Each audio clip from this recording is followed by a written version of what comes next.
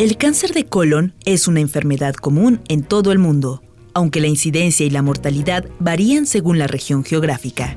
Según la Agencia Internacional para la Investigación del Cáncer, en 2020, los países con mayor incidencia de cáncer colorectal fueron Corea del Sur, Hungría, Eslovaquia, República Checa, Polonia, Nueva Zelanda, Australia, Letonia, Noruega y Canadá. Es importante destacar que la incidencia de cáncer colorectal también está aumentando en países de ingresos bajos y medianos debido a cambios en el estilo de vida y la dieta. Efectivamente, el cáncer de colon es una amenaza creciente en el planeta. Por eso aquí en Ruta 44 vamos a abordarlo y sobre todo trataremos de dar algunas medidas preventivas para tratar de sacar la vuelta a esta amenaza. Saludo con mucho gusto a mis invitados. María de Jesús Quintero, ella es jefa de nutrición del Instituto Jalisciense de Cancerología, además académica de la Universidad de Guadalajara. María de Jesús, bienvenida. Muchas gracias. Francisco Javier Valadez Correa, él es jefe del servicio de coloproctología del antiguo Hospital Civil de Guadalajara, Fray Antonio Alcalde. Francisco, bienvenido. ¿Qué tal? Muchas gracias. Y Alan David Pérez Fregoso, él es médico adscrito al servicio de oncología del antiguo Hospital Civil de Guadalajara, Fray Antonio Alcalde. Alan, bienvenido. ¿Qué tal? Mucho gusto. Con todos. Bueno, me gustaría que empezáramos con una breve introducción cada uno sobre ante qué estamos esta amenaza del cáncer de colon. Comienzo contigo, María Jesús. Bien, el cáncer de colon efectivamente es una enfermedad muy relevante, además de que, como sabemos, existen muchos tipos de cáncer, ¿no? Pero básicamente relacionado a la nutrición es muy importante. ¿Por qué? Porque se ha visto una relación entre los alimentos y la incidencia de cáncer de este tipo. Por ejemplo, sobre todo las carnes rojas, por algo que se llama hidrocarburos aromáticos policíclicos y también bajo ¿Cómo consumo. se llama? Perdón. Hidrocarburos aromáticos policíclicos son un compuesto que se encuentra en la carne cuando asamos la carne, por ejemplo. Ese olor de carne asada es el hidrocarburo. Entonces ese se ha relacionado también con lo que es el cáncer de colon. Y también una dieta baja en fibra. Entonces sí, los hábitos de salud, de la alimentación son básicos. Ahorita vamos a platicar de esos hábitos, sobre todo en México. Francisco Javier, una primera intervención, por favor. Bien, la relevancia que nosotros como coloproctólogos vemos en este cáncer es el aumento en la incidencia en los últimos años, y algo muy importante es la incidencia en personas cada vez más jóvenes, que es lo que nos está llamando mucho la atención de este cáncer en particular, y es por lo cual tenemos que dar una difusión de este cáncer y, como bien lo dijiste al inicio, prevención. Es un cáncer que es prevenible, totalmente prevenible, y que tenemos que buscar y encontrar la ruta para prevenir el cáncer de colon y de recto. Muy bien. Ahora, David, una primera intervención también tuya. La importancia, ya lo decía la cortinilla en los primeros mensajes, a nivel mundial el cáncer de colon representa el tercer o cuarto lugar de cáncer más frecuente. En México la estadística sigue siendo igual, bastante similar, el cuarto tumor maligno más frecuente en nuestra población. En el Hospital Civil de Guadalajara es el segundo motivo de consulta más importante en términos oncológicos. Remarco la palabra que dice el doctor Francisco, que es prevenible. Es la segunda causa de consulta oncológica y es totalmente prevenible. Vamos a abordar, por supuesto, estos temas, particularmente en el tema de la prevención. María de Jesús, nos dijiste el tema de la alimentación, que es fundamental. ¿Cómo andamos en México en este tema? En México, de manera desafortunada, por el estilo de vida que tenemos, la comida rápida, las grasas saturadas, sí generan un impacto no nada más en esta enfermedad, sino en todas las demás enfermedades, ¿no? Y como les comentaba al principio, el consumo disminuido de fibra también propicia este tipo de enfermedades, porque como el colon, que también se utiliza ahí para evacuar, y cuando no tenemos un gran consumo de fibra, pues imaginemos, ¿no? Pues está ahí como todo lleno de sería de materia fecal, ¿no? Y todo eso, si no consumes tu fibra, entonces te va a generar un estreñimiento. Entonces poco a poco se puede ir como fermentando esa materia fecal y también te puede generar una disbiopsia intestinal, o sea, te puedes enfermar también. A ver, María Jesús, hay algo que dijiste en tu primera intervención que encendió los focos de alerta, yo creo que todos los televidentes, y más aquellos que somos sonorenses y que nos encanta la carne asada. Eso que dijiste, hidrocarburo, ¿cómo fue lo que mencionaste? Se llaman hidrocarburos aromáticos policíclicos, que se generan con el producto de la combustión. Por ejemplo, las carnes asadas, al momento de hacer con la combustión de quemarlas, ese olor es característico. A ver, pero entonces lo que daña es el olor, ¿o cómo? No, el hecho de que se combustien, o sea, el quemarse la carne de manera directa con el fuego, De acuerdo. eso es lo que genera ese tipo de hidrocarburo. ¿Y qué tan grave es para esto que estamos hablando, del cáncer de colon? Obviamente depende mucho de la frecuencia. La gran mayoría de los cánceres tardan años en desarrollarse. Entonces, tanto la exposición de lo que es el agente, como se puede decir cancerígeno, va a depender del desarrollo de la enfermedad. A ver, pero entonces este platillo en particular que es tan común, se recomendaría no hacerlo tan seguido, por lo que estoy escuchando. Así es, no hacerlo tan seguido. De preferencia consumirlo, por ejemplo, a la plancha o en algún tipo de cacerola, etcétera. Como lo hacemos al carbón y todo exactamente, por el carbón, es una combustión y puede generar ese tipo de compuestos. Aquellos que lo acostumbran cada fin de semana, le tenemos malas noticias entonces. Pues de preferencia que sea esporádico, o sea, no es tanto como hacerlo, como les comento, puede haber muchos factores para que se desarrolle, pero obviamente si no es tan frecuente, se puede utilizar. Como también el consumo de embutidos, que es otro factor que es también, si es muy frecuente, también puede propiciar. Bueno, ya iremos literalmente desmenuzando esto de los alimentos. Francisco Javier Valadez, hace un momento hablabas de que es preocupante el número de casos que ha aumentado. Decías tú en los últimos años, ¿ubicaríamos en el tiempo desde cuándo? Sí, mira, en las estadísticas, de hecho ya hay muchos artículos que hace de 10 años hacia acá, se van más frecuentes, menores de 40 años. En lo personal, hace 2 semanas, un paciente de 29 años con un cáncer de colon, es el más joven que me ha tocado a mí operar de manera, o sea, que debute este paciente, que no sea un antecedente familiar. ¿Regularmente a qué edad se presentaban estas patologías? Por arriba de 50 años. Arriba de 50 años. Así es. Últimamente ya son 45, 35 y así alguno que otro menor de 30 años se está presentando. Entonces esto es por lo cual, digo, todos esos factores de riesgo los tenemos que ir previniendo y ir nosotros identificando al paciente que le tenemos que hacer algún estudio para captarlo y poder prevenir esta evolución. ¿Y a qué atribuyes este patrón que se haya modificado? Hay muchos estudios, hablan sobre la manera de alimentación más occidentalizada, hablan sobre ya la tendencia o más acceso a los embutidos, más acceso a las carnes, sedentarismo, poca fibra, poca agua. Todo esto es como que multifactorial, ¿vale? Entonces, no es lo mismo comer carne asada cada 15 días, pero eres deportista, comes mucha agua, comes mucha fibra, a que comas carne y que aparte no hagas ejercicio, no tomes agua, no tomes... Entonces, todo eso es algo multifactorial. Entonces, yo creo que es lo que nos está llevando a presentar estos casos, que la sociedad vamos como que hacia esos malos hábitos. Bueno, qué bueno que dijiste eso, ya se abrió una ventanita de esperanza para los que nos gusta la carne asada. Hay que llevar una vida menos sedentaria, consumir fibras y tomar mucha agua.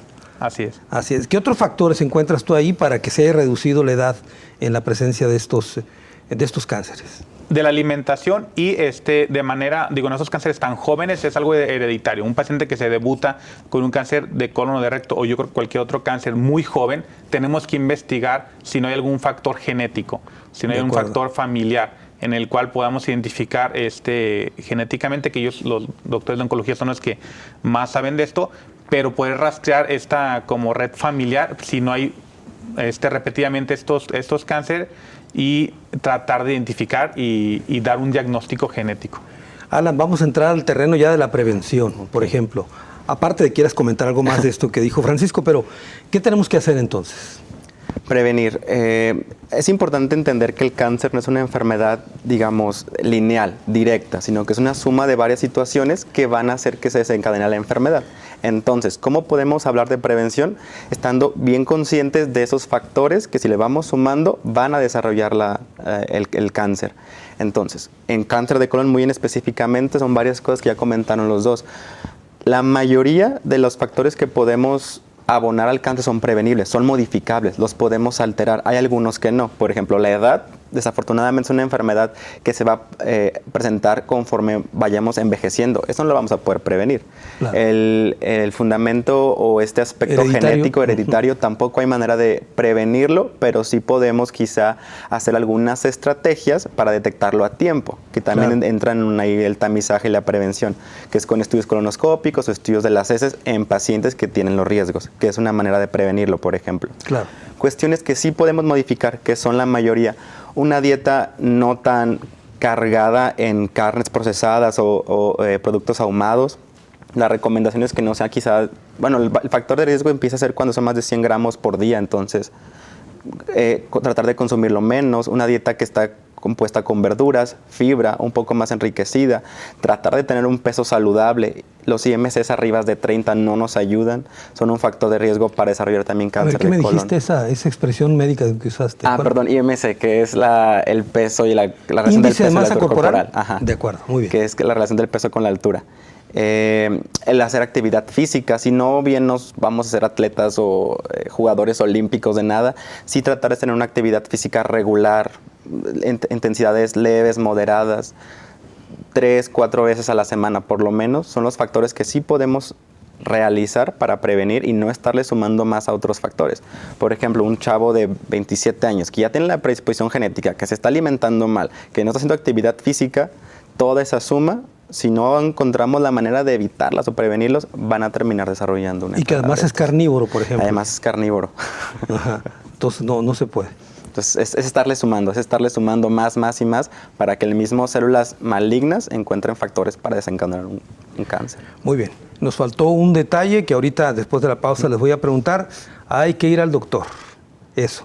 Volvemos con el tema después de la pausa.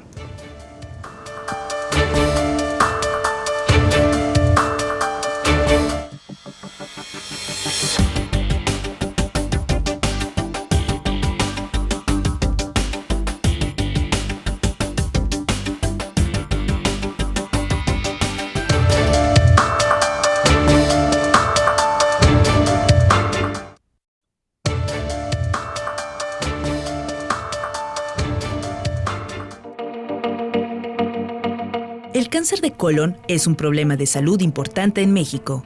Según el Instituto Nacional de Cancerología, es la segunda causa de muerte por cáncer en hombres y la tercera en mujeres. Las afectaciones del cáncer de colon pueden ser diversas, dependiendo del avance en el que se encuentre la enfermedad. Los síntomas pueden incluir cambios en los hábitos intestinales, sangrado rectal, dolor abdominal, pérdida de peso y fatiga, entre otros. Cáncer de colon, amenaza creciente en el mundo. El tema que abordamos en Ruta 44. Y María de Jesús, hay un dato que nos compartiste hace un momento que me llamó la atención, el tema de la gente que es estreñida.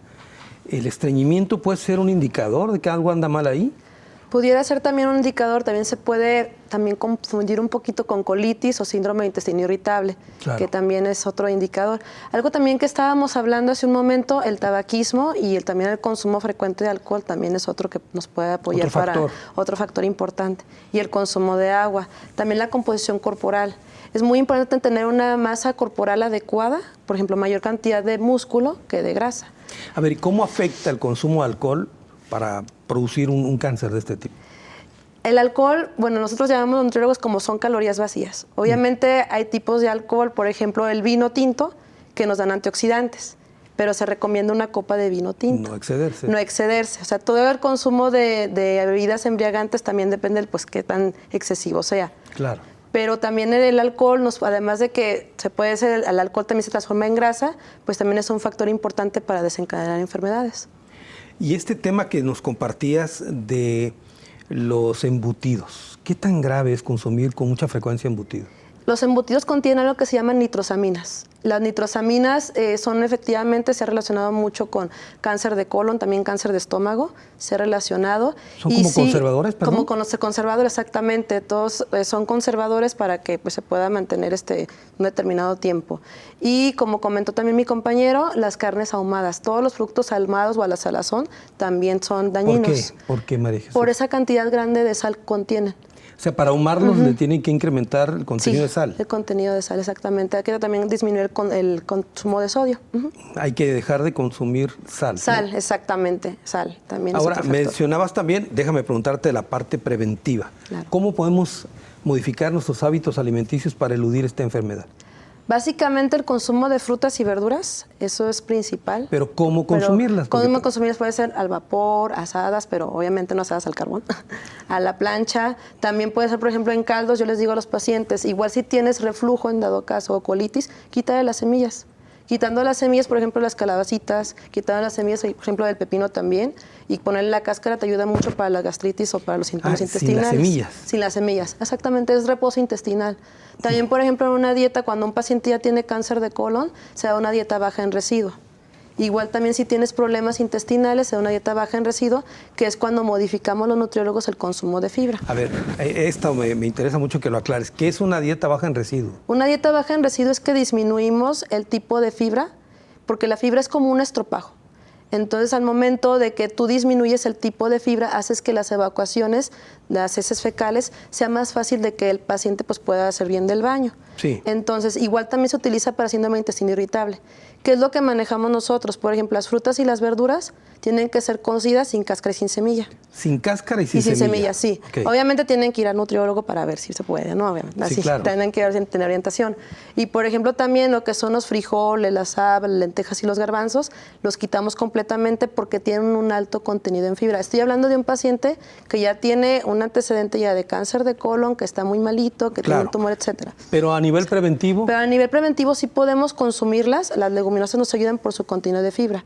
Pero también, bueno, les voy a dar un ejemplo. El poner las leguminosas que son frijoles, habas, lentejas o garbanzos, ponerlas en agua toda la noche y al día siguiente les cambias el agua, las pones otra vez a cocinar con agua y el agua del primer hervor la tiras, te ayuda mucho a que no tengas esa inflamación o esa distensión abdominal. De acuerdo. Es por ejemplo, la particularidad de los frijoles, ¿no? Que suelen inflamar el estómago. Suelen inflamar, exactamente. Entonces, si lo pones a remojar en agua, tiras esa agua y cambias de agua, ¿eliminas esa situación? Sí, así es. Se hace más, y de hecho también se hace más biodisponible el hierro para las anemias también que se utiliza. Pues muy interesante. A ver, Francisco, Javier Valadez, este tema de la incidencia, mencionamos en una cápsula que es particularmente, ha crecido en algunos países en su desarrollo con respecto a otros países. ¿Qué tiene que ver esto? Yo creo que lo que más está aumentando esto es de que ya hay más acceso a lo que estamos diciendo, ahumados, embutidos. Es eso, que ya hay más acceso. Antes, a lo mejor un país no llegaba tanta cantidad de embutidos, no hay tanta disposición de embutidos, no había tantas, no sé, cadenas de comida rápida, no había tantos tipos de jamones, de estos alimentos. Entonces, el que ya haya más disposición de estos alimentos aumenta la ingesta y ya lo que platicamos aumenta el riesgo. Quiere decir que estos productos son embutidos, perdón, déjame decir una barbaridad, pero así como los tabacos, el tabaco, la cajetilla, tendría que tener una leyenda, ¿no? Es decir, que el consumo de este producto puede provocar cáncer. Y está comprobadísimo los embutidos. Por los conservadores aumenta no solamente el cáncer de colon y de recto, aumenta más otros tipos de cáncer. Y sí, estoy de acuerdo, debería de venir ahí una leyenda como la de los 3 sellos que está ahorita poniendo. Sí, debería haber una leyenda de exceso de sodio en este caso o exceso de alguna otra sustancia cancerígena. Hace un momento me platicabas que en marzo hicieron una campaña de prevención. Sí, en el mes de marzo, ahí en el Hospital Civil Fray Antonio Alcalde, nos dimos la tarea ya con esta visión de que está aumentando el cáncer de colon y de recto, y en el marco del mes de marzo, que es el mes de cáncer colorectal, hicimos algo que se llama prueba FIT. Esta prueba FIT detecta la hemoglobina humana. ¿La sangre? Sí.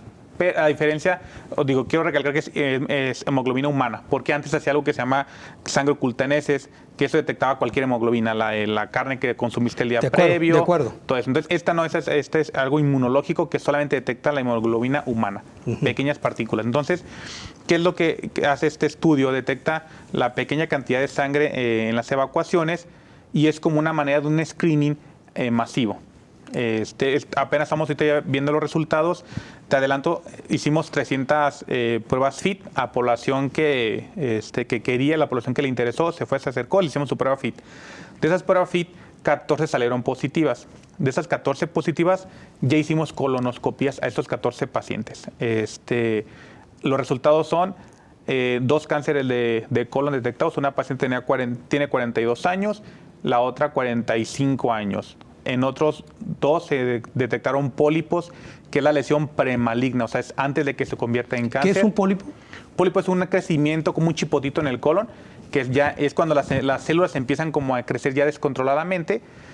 Imagínate que un pólipo es un chipotito de no sé, 5 milímetros y va creciendo 1 centímetro, 2 centímetros, y al paso de los años se convierte en cáncer en algunas ocasiones. Entonces, pero no en todas. No en todas, exactamente. Entonces, en la colonoscopía, su principal función es detectar pólipos.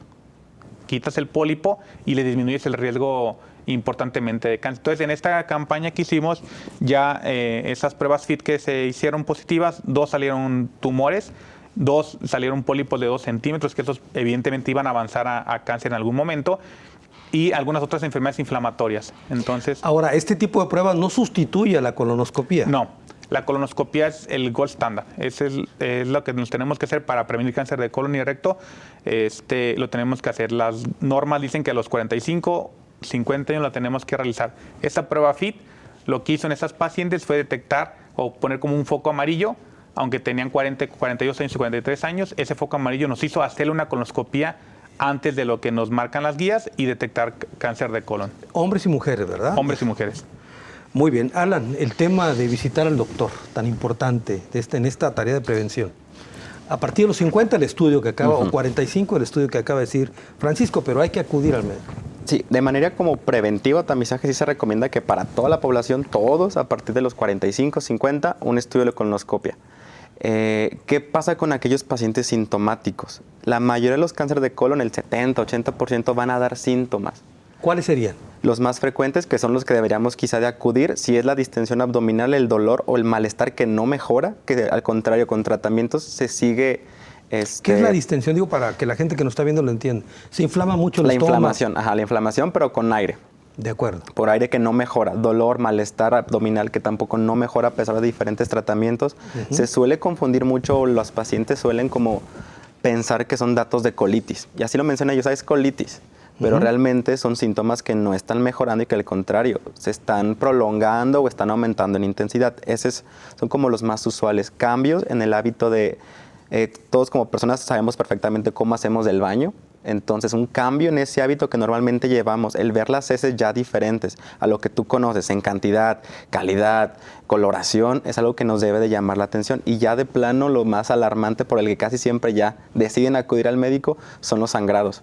Ya sean sangrados frescos o sangrados ya un poquito más oscuros, pero a fin de cuentas, el que los lleva o el que más los motiva a acudir al médico son los datos de sangrado. Cuando antes de llegar al sangrado, muy probablemente ya hubo otros síntomas, no tan alarmantes, pero que también se fueron como dejando o no se fueron atendiendo. En otra de las cápsulas, Alan, se mencionaba el hecho de que en México lamentablemente se detecta el cáncer ya a nivel muy avanzado.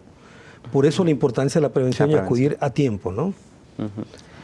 Por lo general, cuando ya son síntomas muy alarmantes o ya cuando nos asustamos, hablamos ya que al momento de una consulta ya médica son tumores, son enfermedades ya más avanzadas, o que dentro del mismo tumor de nació ya está un poquito más avanzado, o ya de plano enfermedades metastásicas, que es decir, que ya se nos fue a otro órgano, a otra área. De acuerdo. Hablando del cáncer de colon, la mayoría de los pacientes normalmente se encuentran en una etapa local, controlable o quizá un poquito más avanzada, pero dentro del mismo sitio donde nació.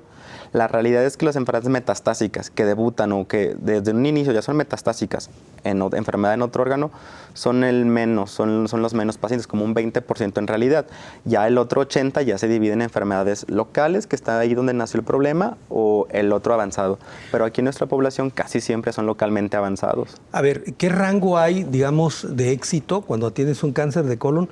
¿En qué niveles, si podemos llamar de fases, se puede, digamos, rescatar la vida de alguien? El cáncer de colon, bueno, en general los tumores sólidos, como es el cáncer del colon, la mayoría se pueden clasificar del 1, 2, 3 y 4. De acuerdo. 4 generalmente ya son con enfermedades metastásicas. O sea, que está en otro órgano. Que está en otro órgano. Pero digamos, antes de llegar a esa etapa. En cáncer de colon, la mayoría, el 39, 40%, 45%, etapa 1.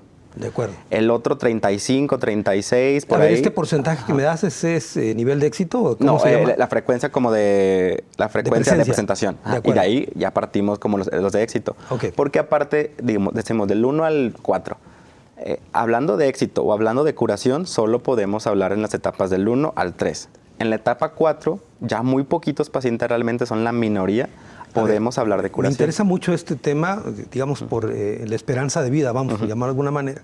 Pero tengo que hacer una pausa. Regreso contigo para concluir con esta idea. Volvemos, estamos hablando del cáncer de colon.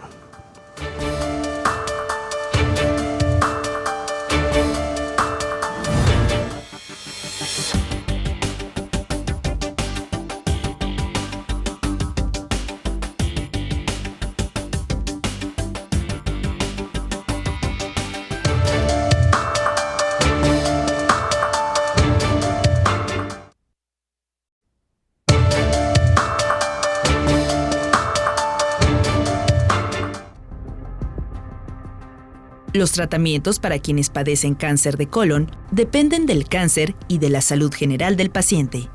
Los tratamientos pueden incluir cirugía, radioterapia, quimioterapia y terapias dirigidas. Es importante destacar que la detección temprana y el tratamiento oportuno pueden mejorar significativamente el pronóstico del cáncer de colon. Es recomendable que las personas se sometan a pruebas de detección a partir de los 50 años o antes si hay antecedentes familiares de la enfermedad. Cáncer de colon, amenaza creciente en el mundo. El tema que tocamos en esta ocasión aquí en Ruta 44. Alan, nos estabas explicando las fases en que se descubre que hay un problema de un cáncer. Digo, en general, y las expectativas pues, de vida. Hablando en términos de tumores sólidos, se dividen casi siempre del 1 al 4. El 4 es cuando es metastásico. Cuando un paciente viene y nos habla o nos pregunta justamente de eso, éxito, curación, supervivencia, generalmente solo podemos hablar en ese contexto de las primeras 3. El 4, la etapa metastásica, cuando el tumor ya se nos regó, ya se nos fue, es muy difícil poder hablar como tal de curación. En cáncer de colon sí podemos hablar, la verdad es que el porcentaje no es tanto, hablamos del menos de 8% quizá. A ver, pero no es tanto que de los que fallecen no, o la curación. La curación, en etapa 4. En las otras 3, en las 3 primeras, ahí sí, dependiendo de entre más temprano fue, más curación habemos. Etapa 1 arriba de un 90%. Etapa 2 y etapa 3 se pueden subclasificar, se puede dividir. Eso lo vemos nosotros en la consulta, pero ya los rangos ya no son 90, pero siguen siendo bastante aceptables. Una etapa 2 arriba de un 70-75% y etapa 3 se abre mucho el margen por situaciones que nosotros podemos llegar a ver, pero el margen es más amplio. Hablamos de un 40-80%. Y etapa 4, como comenté, es muy raro poder hablar de curación. Que ya en etapa 4, si no vamos a hablar de curación, vamos a hablar de calidad de vida. Que esté el paciente, sí, la enfermedad no la vamos a poder quitar, va a vivir con ella, pero que viva con ella el tiempo que más se pueda, de la manera más cómoda, que también para eso van enfocados los tratamientos ahí. Tú tenés una estadística también, Francisco, en ese sentido. Sí, digo, básicamente como para ejemplificar los números, como dice el doctor, etapa 1, el 90% de la gente va a estar viva a los 5 años. Etapa 4, solamente el 5-8% de la gente va a estar viva a los 5 años. Entonces, esa es la importancia, es lo que nos preguntan toda la gente cuando se les diagnostica el cáncer, es cuánto voy a vivir. Imposible darles una fecha, pero sí les podemos dar como un porcentaje dependiendo de la etapa clínica. Y aquí es fundamental la prevención. Esas pacientes que prevenimos, que hicimos la colonoscopia por la campaña, son en etapa clínica 1. Esa paciente la operamos y 90% van a estar vivas en 5 años. Y en 5 años, muy bien. Bueno, María Jesús, queremos estar vivos. Háblanos de la fibra, háblanos de las cosas que nos puedan ayudar. Muy bien, algo que nos puede también ayudar mucho son los lactobacilos que estábamos comentando. Los lactobacilos que vienen a la fuente de los lácteos, o incluso también los podemos obtener de suplementos alimenticios. También, y hay algo que se llama... Eso nos ayuda, ¿no? Sí, nos ayuda. No, nos ayudan, lo contrario, nos ayudan. Y si, por ejemplo, lo podemos mezclar con la fibra, hacemos un simbiótico, que es un prebiótico, que es la fibra, y el probiótico sería el lactobacilo. Entonces, si lo consumimos, los lactobacilos con la fibra, avena, el salvado, el amaranto, entonces eso te va a ayudar a que esos lactobacilos se reproduzcan en el colon, bueno, nuestra flora intestinal básicamente, y eso te va a ayudar también a prevenir, ya que tengas una mejor digestión. Un desayuno, por ejemplo, de fibra, digamos de avena. Por ejemplo, ¿Avena en agua? Ajá, por ejemplo, yo les doy mucho a mis pacientes como un tipo de smoothie. Yogur griego, que tenemos ahí los lactobacilos, obviamente un yogur griego sin azúcar. ¿De acuerdo? Es de avena, amaranto, y también podemos agregar almendras o nueces. Entonces ahí tenemos proteína, tenemos omegas, tenemos ya lo que son los lactobacilos del yogur y tenemos la fibra. Entonces es algo muy completo que a lo mejor puedes desayunar algo rápido, pero obviamente después tienes que consumir pues, otro alimento. Claro. Obviamente va a depender de tu requerimiento y de tu actividad física de que realices. De acuerdo. Pero es como un ejemplo a lo mejor también de una colación. Otro ejemplo de colación, queso cottage.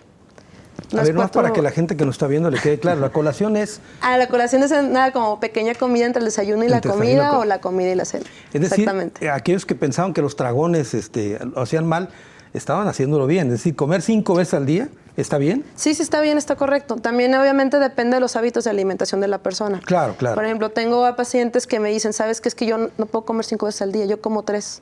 Entonces, adelante, pero sí quiero que estés consumiendo para evitar el ayuno. Y obviamente si tienes tanto tiempo prolongado de ayuno, tiendes a comer hasta de más. Y como la otra colación que te quería dar de ejemplo es queso cottage, por ejemplo. Le puedes agregar también avena, amaranto o incluso también granola, excepto si tienen obesidad no agreguen granola porque ayuda más la cantidad calórica.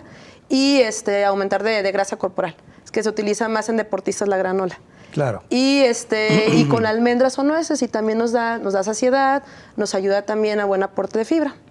¿Y agua? Y agua, obviamente el consumo de agua es válido, súper necesario. Ahora, como tú mencionaste, no se trata de ser deportista de alto rendimiento, pero ¿qué es lo recomendable de actividad física? La actividad física, yo siempre les recomiendo también a mis pacientes, tienes que moverte y hacer una actividad física que te guste, que te apasione, ya sea bailar, caminar, elíptica, lo que tú quieras, pero que sea que tu frecuencia cardíaca aumente, que tú sientas que realmente estás generando un beneficio y que no lo sientas como una obligación. Porque si, por ejemplo, dicen, pues me voy a caminar, adelante, me voy a bailar, adelante, lo que sea, pero que también te propongas por lo menos 10 minutos al día y poco a poco cada semana vayas aumentando igual 5 minutos hasta que generes un hábito. Muy bien. Francisco, a ver, platícanos de esta, lo digo por la gente que nos está viendo, temida visita a un proctólogo. Ya, digo, es como cualquier otro especialista, lo que sí te puedo decir, que me acuerdo ahorita más de 10 casos de pacientes que llegan a la consulta por hemorroides. Los interrogas, es que tengo sangrado y llevo 5 meses que voy a la farmacia X con el médico general, luego fui con el homeópata, luego fui con este otro médico y me daban para las hemorroides. Y les preguntas, bueno, ¿y cómo vas? Sigo sangrando. Entonces, al simple alcance de un tacto o interrogar bien al paciente que, tienes hemorroides pero has perdido peso, tienes hemorroides pero estás haciendo evacuaciones más delgaditas. Entonces, ese tabú de decir, tengo sangrado, son hemorroides, voy y compro algo a la farmacia rápido, eso retrasa mucho el diagnóstico. Ya nos llegan a nosotros por esas hemorroides de un año de evolución. ¿Y qué pasa, por ejemplo, ahorita que mencionaste las evacuaciones con las heces muy delgadas? También dicen que si hay un problema de próstata, también se hacen delgadas las heces. Podría ser cuando sea muy avanzada el crecimiento prostático. Un adelgazamiento de las heces puede ser también un síndrome de intestino irritable, pero a lo mejor y cuando se quita ese síndrome de intestino irritable, mejoran las evacuaciones. Un paciente, digo, son muchos los que me ha tocado que llegan con esas hemorroides evacuando muy delgadito. Y al hacer una revisión así tan simple en el consultorio le llamamos anoscopía, que es meter una camarita pequeña en la región del ano, encontramos un tumor de recto. No es tan infrecuente que nos lleguen pacientes con sangrado y que llevan un año tratándose como hemorroides y es un tumor avanzado. Ahora, ¿y cómo es esta colonoscopía? ¿Sigue siendo igual que hace muchos años o ha evolucionando esto? Ha evolucionado muchísimo. Es un procedimiento ambulatorio. El paciente entra en la mañana, a las 2, 3 horas ya se está retirando a su casa caminando prácticamente. Es bajo sedación, se le pone un suero en la vena, se le ponen medicamentos para que el paciente esté dormido mientras que hacemos el procedimiento.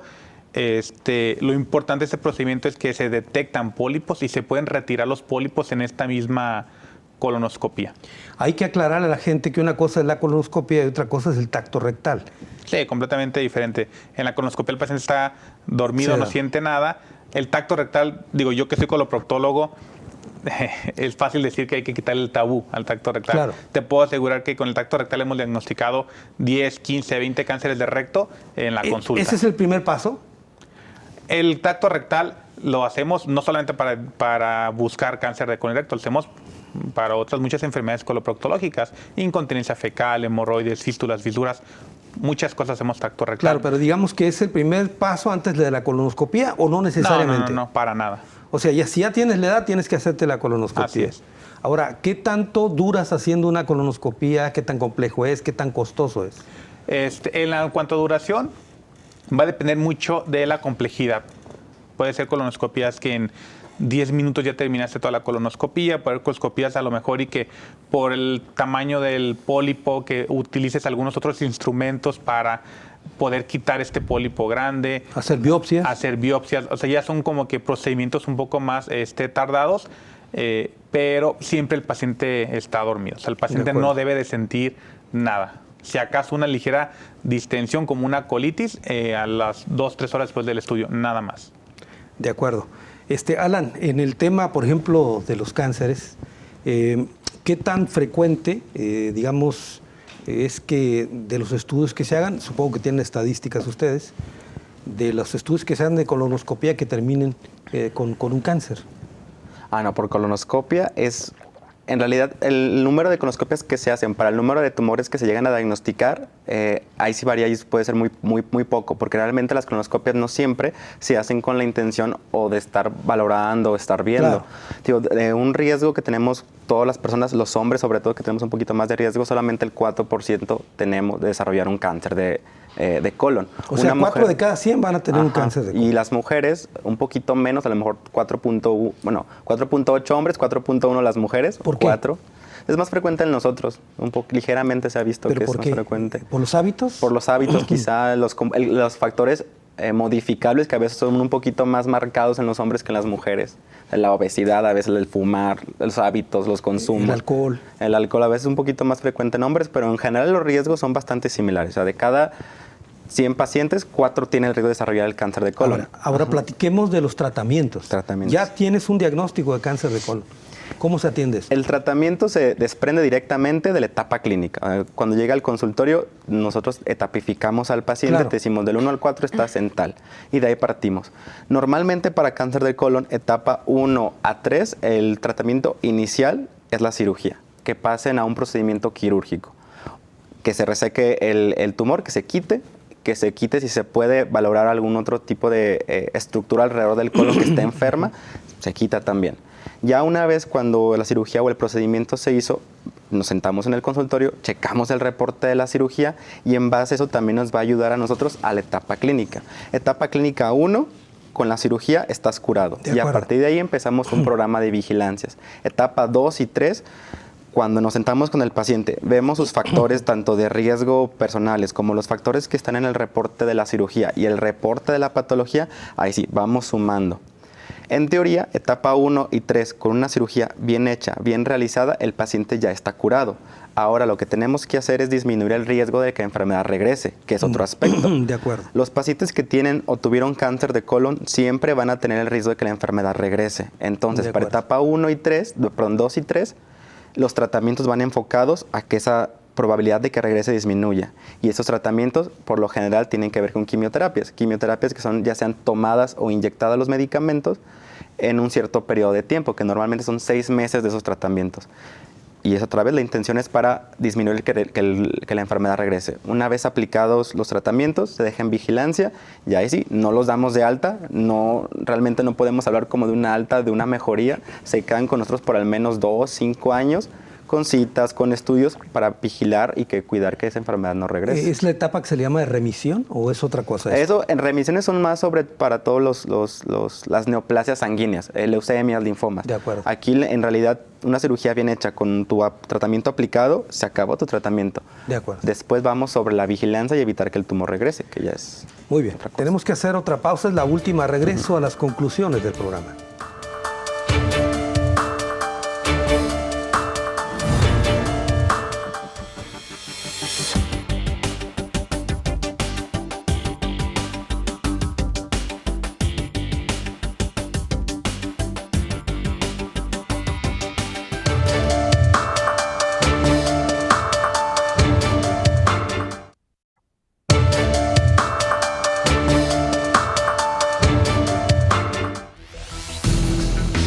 La mortalidad por cáncer colorectal en Jalisco también es significativa, con una tasa de mortalidad de 7.7 por cada 100,000 habitantes.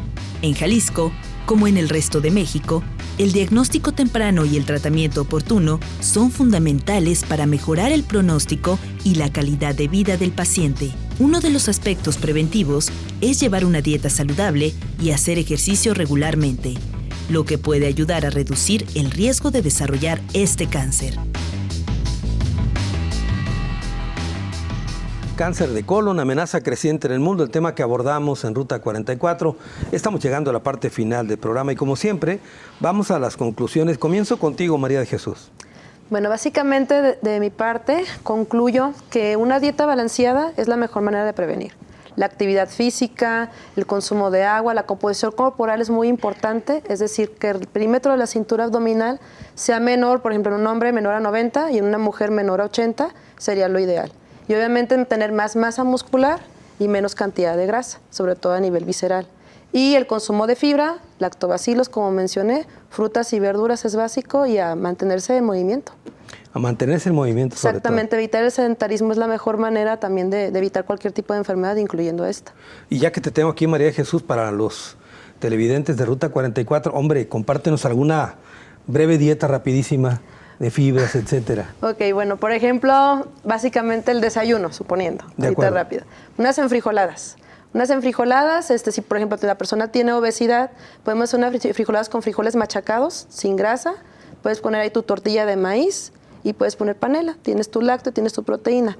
Colación a media mañana, cambiar un poquito. A lo mejor pan con mantequilla de maní, que puede ser también, o de crema de cacahuate, puede ser de colación a media mañana. En la tarde podemos hacer, por ejemplo, unas fajitas de pollo. Fajitas de pollo a la mexicana, jitomate, por ejemplo, si tiene distensión la persona, inflamación a nivel abdominal, puedes quitarle las semillas con jitomate y cebolla.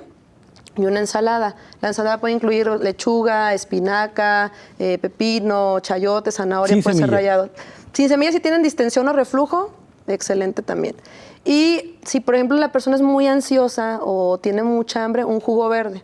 Jugo verde que puede llevar espinaca, puede llevar pepino, una manzana, o ya si es para como la composición corporal de grasa, puedes ponerle piña, jengibre, que el jengibre no lo recomiendo en hipertensión arterial, eso Claro. no, cúrcuma, y podemos poner también linaza. La De linaza acuerdo. también es muy buena. Y ya en tu cena, por ejemplo, lo que podemos consumir, yo les recomiendo a mis pacientes a lo mejor un tazón de avena con fruta, puede ser fresa, papaya y almendras y yogur griego. Algo así acuerdo. como Ahí está. rápido. Ya Por les armé el menú. Por cortesía, María Jesús, para los televidentes de Ruta 44. Ahí está el menú. Bueno, Francisco Javier, tus conclusiones. Bien, cáncer de colon y recto, un problema creciente, problema ya se va a convertir en salud pública. Importante, ya lo hablamos, la prevención. No hay que tener ese miedo, ese tabú de no hacerme la colonoscopía, de qué pena, si va a ser dolorosa, no es dolorosa. Hay que prevenir. Otra cosa también muy importante es acudir al médico, y más, acudir al médico especialista. Si tienes un sangrado de más de una semana, no vayas a que te receten la famosa medicamento que venden en todas las farmacias, o si ves que te recetan y sigues una semana, 2 semanas con sangrado, muy probablemente no van a ser hemorroides. Busca un especialista. En Guadalajara hay sin fin de coloproctólogos distribuidos en toda la zona metropolitana. Ya es cada vez más fácil y más accesible encontrar un especialista. Sin dudarlo, busquen un especialista. Eres el encargado de detectar más esos datos de alarma, esos focos rojos, focos amarillos, y es el encargado de proporcionarte medidas para prevenir. Es mi conclusión. Buscan a su médico. No todo el sangrado son hemorroides. Y pues nada. Yo me quedo con una reflexión que hiciste al principio, Francisco, cuando dijiste, y esto es muy importante para la gente que nos está viendo, que esta enfermedad, este cáncer es prevenible. Totalmente prevenible. Hay una estadística que en México solamente una persona de cada 10 acude voluntariamente a hacerse un estudio de prevención, una colonoscopia. Entonces, estamos muy mal como población en estos métodos de screening, estos métodos de tamizaje. Entonces, rompamos ese tabú. Para eso sirven todas esas campañas, para que la gente se quede con esa espinita de bueno, pues si me la hago y si me detecto algo, o sea, esa espinita es la que queremos dejar en la población, para que se detecten esas etapas clínicas 1, que como dice el doctor, se van a curar. A ver, me llama la atención lo que dijiste de que la gente va, es muy bajo la gente que va por prevención. Regularmente van cuando hay síntomas, es lo que estás diciendo, ¿no? Así es. Cuando ahorita las cápsulas que veíamos, todos los síntomas que comentamos, ya nos están hablando de un tumor localmente avanzado. En el Hospital Civil, que es en donde estoy yo a cargo del servicio de coloproctología, ya nos llegan pacientes ya con tumores ya obstruidos totalmente del colon, o anémicos por tanto sangrado. Ya llegan con unas complicaciones. Obviamente ese paciente, entre más complicaciones, es peor el pronóstico. Que un paciente que llegue, que levante la mano y que a los 50 años haga su colonoscopía, sale con un tumor de 2 centímetros, se opera, se cura. Para la gente que nos está viendo, ¿nos puedes repetir cuáles son los síntomas que regularmente ocurren para esto del cáncer de colon? Ya en síntomas avanzados, sangrado, pérdida de peso, una distensión abdominal que no cede con cambio de dieta, cambios en las evacuaciones, que se hagan más delgadas las evacuaciones, y algo muy importante que eso, paciente de más de 50 años que debute con una síndrome de intestino irritable, foco rojo. O sea, los pacientes normalmente que tienen síndrome de intestino irritable ya son gente que desde los 30 años tiene distensión, que come algún alimento, frijoles, algo se distiende, empieza a comer agua y fibra, se le quita esa distensión. Un paciente que a los 50 años empieza con estas molestias es un foco rojo para descartar algo. A ver, eso que me estás diciendo, si alguien después de los 30, cuando comía, se le inflamaba el estómago, digamos, es una distensión. Así es, un síndrome de intestino irritable. De acuerdo, pero si eso no le ocurría a alguien a los 50 y le empieza a ocurrir, así es un foco rojo. Es un dato que sí así uno lo comenta en los libros. Paciente más de 50 años que empieza con síntomas abdominales que nunca había tenido, es un paciente que tenemos que investigar por qué. Muy bien. Alan David, tus conclusiones. El cáncer de colon se está viendo cada vez en pacientes más jóvenes. Además de que se presentan más jóvenes, y prevenible, es completamente curable. Hasta la mayoría de los casos van a serlo. Aquellos casos donde la minoría no van a ser curables y no podemos hablar de una curación, son tratables y los objetivos nos cambian un poco, pero el punto es que conviva lo más que se pueda de la manera más sana con su cuerpo y la enfermedad, y que esté con nosotros el tiempo más disponible sin que la enfermedad nos gane. Entonces, el cáncer de colon es muy tratable. En los últimos ni siquiera tantos años, 10, 5 años, estrategias, fármacos, medicamentos, ha habido una infinidad de opciones para tratar el cáncer de colon. Entonces, ¿y cada vez más efectivas? Y cada vez mejores. O sea, tenemos ya, aunque en aquellos porcentajes donde no podemos hablar de curación, los pacientes alcanzan metas de vida, hablando de meses o años, cada vez más largas. Tenemos ya pacientes de cáncer de colon, etapas clínicas 4, que a lo mejor debutaron como etapas 4, ya desde un inicio metastásicos, que con los tratamientos, con los fármacos que ha habido viendo o que están existiendo, están con otros más de 5 años. Lo que antes no se veía en los años 2000, los 90, no se podía hablar. Te diagnosticaban etapa 4 y era sentencia de muerte inmediata. Ahorita quizás sí no podemos hablar de curación, pero están con nosotros más de 5 años quizá con una buena calidad de vida. Entonces, completamente. A ver, cuando tú dices una buena calidad de vida, ¿a qué te refieres o qué es lo que padece alguien que tiene cáncer de colon? Aquí ya depende mucho del escenario donde se presenta el paciente, pero cuando el tumor ya se sale donde nació, del colon, por ejemplo, esas lesiones pueden causar síntomas en otras partes del cuerpo. Por ejemplo, un tumor que se aloja en el hígado, un tumor que se aloja en el pulmón, pero que venía del colon, va a dar síntomas y también va a dar molestias aparte de las que ya sabemos que tienen en el colon, que es el sangrado, las malestares abdominales, todo eso. Tumores en el pulmón, por ejemplo, le van a dar falta de aire, sensación de ahogo, no poder respirar. El del hígado igual, malestar abdominal, problemas de obstrucción de los drenajes del hígado. Entonces, con los tratamientos, como sabemos que quizá no lo vamos a poder quitar, van enfocados a evitarnos todo eso, evitar los sangrados, evitar las faltas de aire, evitar los problemas del hígado. Y así es como pueden estar con la mejor calidad, sin tantos síntomas, sin tantas molestias por el tumor. Y es lo que se busca en esos pacientes. ¿Y un paciente oncológico por cáncer de colon deja de tener una vida activa o puede seguir haciendo algunas actividades? Afortunadamente, en algunos tumores y en cáncer de colon, afortunadamente no. Muchos de los tratamientos son bastante nobles con el mismo organismo, así que muchos tienen su vida, si no bien normal como habitualmente la tenían, bastante llevadera, con sus actividades básicas cotidianas iguales. Sí se interfieren o se cortan un poquito por las administraciones, pero tenemos pacientes funcionales que trabajan, que hacen ejercicio, ya en etapas más avanzadas. Entonces, dentro de todo, en cáncer de colon los tratamientos que hay son bastante tolerables para los cuerpos. Yo entiendo que un paciente oncológico realmente se trata de tratamientos costosos, pero este tipo de cáncer, ¿qué tan costoso es? Sí, es costoso. Sí, sigue siendo costoso. Sí, a más fármacos o más innovación en fármacos, el costo o los precios de los tratamientos también se elevan. Ya hablando o ya entrando en temas de fármacos, por ejemplo, las quimioterapias son bastante similares a las que teníamos en 30 años. Esas no han cambiado en nada. De acuerdo. Pero ya lo mencionaban las cápsulas, la inmunoterapia, terapias dirigidas o terapias ya contra tratamientos que sí tienen mejores respuestas, esos son los costosos. Las quimioterapias son las mismas de hace 30 años, así no han cambiado casi en nada. ¿Y algún rango de precio que pudieras comentar? No hablo del sector público, por supuesto. Sí, no, o sea, sí, los tratamientos son largos y son costosos. ¿Largos por cuánto tiempo? Si son etapas 2, 3, son tratamientos que nosotros planeamos que van a ser por 6 meses nada más, listo. Etapas 4, hasta que el tumor lo permita o hasta que el paciente los tolere. Los tolere Entonces, y exista, pues, o sea, la verdad, lamentablemente estarlos se va manteniendo. pagando, ¿no? Y estamos hablando de años, ¿puede ser? Pueden ser años, que a fin de cuentas es lo que se busca, que el paciente esté con nosotros mucho tiempo. Y si Y lo bien. permite el cuerpo, si lo permite El la familia tumor. y el bolsillo también, ¿no? También. Muy bien. Bueno, pues Alan, muchas gracias. A ustedes. Francisco, muchas gracias. A ustedes. Y María Jesús, muchas gracias A usted. por Gracias. tus comentarios y por la receta que nos compartiste también. Bueno, ahí tiene usted la información sobre el cáncer de colon. Yo creo que en esta mesa se han dado, sí, los pormenores de esta enfermedad, pero también se ha puesto énfasis en la importancia de la prevención.